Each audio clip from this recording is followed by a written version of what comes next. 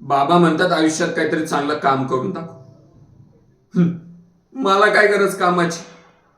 अरे सगळं तर आहे माझ्याकडे, पैसे, चांगले कपडे. मला काय काम करायची गरज?